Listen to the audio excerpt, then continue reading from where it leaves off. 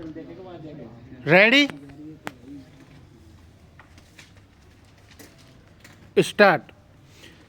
सभापति जी, भारत के अग्रणी मनीषियों ने राष्ट्र के विकास के लिए युवा शक्ति का उपयोग करने के प्रयास किए हैं और इनमें महात्मा गांधी और रविंद्रनाथ टैगोर के नाम उल्लेखनीय हैं।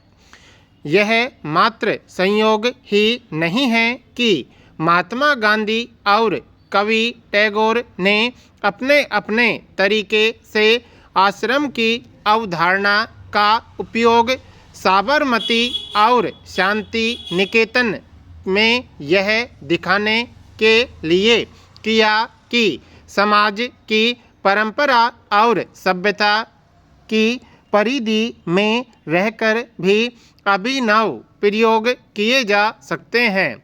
मैं विशेष रूप से कवि के उस शैक्षिक दर्शन और शिक्षा पद्धति में उन प्रयोगों की ओर ध्यान आकर्षित करना चाहूँगा जिनके माध्यम से उन्होंने सामाजिक और राष्ट्रीय महत्व की समस्याओं के निराकरण का प्रयास किया। आपको याद होगा कि श्री निकेतन में कवि और उनके मित्र ने ग्रामीण नवनिर्माण की उस कार्य योजना को आगे बढ़ाया जिसमें एक साथ अनुसंधान, सामाजिक कार्य, कृषि में नए प्रयोग तथा ऐसे लोगों के प्रशिक्षण की भी व्यवस्था थी कि जो श्री निकेतन से निकलकर ग्रामीण क्षेत्रों में गांव के विकास को प्रोत्साहन देने जाएंगे। गांधी जी ने साबरमती आश्रम को आधार बनाकर ग्रामीण उद्योगों विशेषकर खादी, कातने और बुनने के पुनरुत्थान के लिए जो कार्य योजना बनाई थी वह भी बहुत कुछ इस योजना से मिलती जुलती ही थी। यद्यपि इन दोनों महान चिंतकों में पारंपरिक उद्योगों का आधुनिकीकरण जैसे कुछ विषयों पर मतभेद थे, लेकिन उनका लक्ष्य एक था एवं दोनों ने ही अपने विचारों को मूर्त रूप देने के लिए आश्रम को आधार बनाया। मानव संसाधन विकास में युवा पीढ़ी की भूमिका पर समसामयिक अर्थव्यवस्था और समाज की नई मांगों के परिप्रेक्ष्य में विचार करने की आवश्यकता है। संभवतया युवा पीढ़ी की भूमिका पर तथा युवा पीढ़ी को संसार से परिचित कराने वाले शैक्षिक संस्थानों की भूमिका पर पुनर्विचार करते समय हमें रविंद्रनाथ टैगोर के शांति निकेतन में किए गए शैक्षिक प्रयासों के मूल में उनके दर्शन के अध्ययन से बहुत लाभ हो सकता है। हमें अपने नए चिंतन और कर्म का आधार टैगोर जैसे महान नेताओं के कार्यों और परंपराओं को बनाना होगा। कौन से ऐसे क्षेत्र हैं जिसमें शिक्षित युवा पीढ़ी मानव संसाधन विकास और मोटे तौर पर समाज के निर्माण में उल्लेखनीय भूमिका निभा सकती है। शायद ऐसी गतिविधियों के लिए 3 सर्वाधिक महत्वपूर्ण क्षेत्र हैं: निरक्षरता उन्मूलन, गैर सरकारी संगठन और स्वयंसेवी संगठन। सभापति जी रूढ़िवादिता का सामना करने के लिए वैज्ञानिक दृष्टिकोण विकसित करने के लिए भागीदारी तथा जनसंख्या संबंधी शिक्षा और स्वास्थ्य एवं परिवार कल्याण कार्यक्रमों को प्रश्रय देने के लिए लोगों की चेतना में परिवर्तन लाने के लिए शिक्षित युवा पीढ़ी का उपयोग।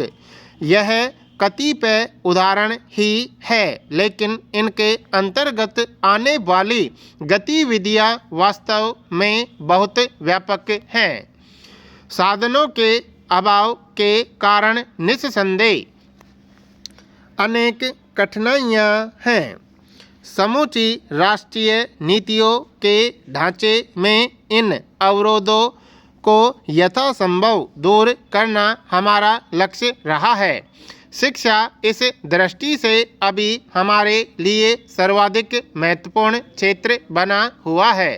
शैक्षिक संस्थाओं की आवश्यकताओं की ओर हमें ध्यान देना होगा, क्योंकि शिक्षा में निवेश ही देश के विकास से अभिन्न रूप से जुड़े मानव संसाधन विकास का आधार है।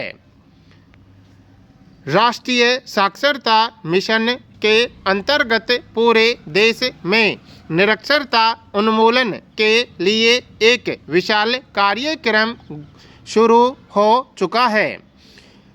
जिन जिलों में मिशन अपने कार्यक्रम चला रहा है, वहां पर विश्वविद्यालय अपने युवाओं की शक्ति को इस ओर लगा सकते हैं। युवा क्रियाकलापों को इस क्षेत्र में सर्वाधिक महत्वपूर्ण पहलू जन समूह को आधारभूत साक्षरता की शिक्षा देने वाले ज्ञान केंद्रों में सम्मिलित होने के लिए उत्साहित करने हेतु उपयुक्त वातावरण का निर्माण होना चाहिए। वातावरण के निर्माण का मतलब है कि एक ऐसी संस्कृति का विकास जिसमें लोगों में लिखना पढ़ना सीखने की लालसा उत्पन्न हो, ताकि वे साक्षरता प्राप्त करने वालों की पहली सीढ़ी में शामिल हों। वातावरण निर्माण के काम में अतिरिक्त ज्ञान देना विभिन्न श्रेणियों में प्रशिक्षकों, मुख्य दिशा देने वाले व्यक्तियों, कुशल प्रशिक्षकों और स्वयंसेवी शिक्षकों की मांग भी बढ़ती जा रही है। विश्वविद्यालय के छात्र समुदाय की इस प्रकार के कामों और अधिक भागीदारी पर कुछ व्यय भी नहीं होना और इस प्रकार साक्षरता अभियान को सरकार द्वारा नियुक्त किए जाने वाले से कहीं अधिक अच्छे शिक्षित व्यक्ति उपलब्ध होंगे। विश्वविद्यालय के छात्र इस प्रकार जो स्वेच्छा से सेवा करेंगे, इसकी गुणवत्ता उससे कहीं अच्छी होगी जो कि वेतन पर काम कर रहे अपेक्षाकृत कम शिक्षित लोगों से मिलेगा। इन्हीं कारणों से यह अत्यंत महत्वपूर्ण है कि युवा पीढ़ी को और अधिक आभास इस बात का हो कि राष्ट्रीय साक्षरता अभियान में उनकी सेवाओं की कितनी भारी आवश्यकता है। देश में व्यापक रूप से चारों ओर फैली अज्ञानता में विश्वविद्यालय ज्ञान सेतु की भूमिका निभाते हैं।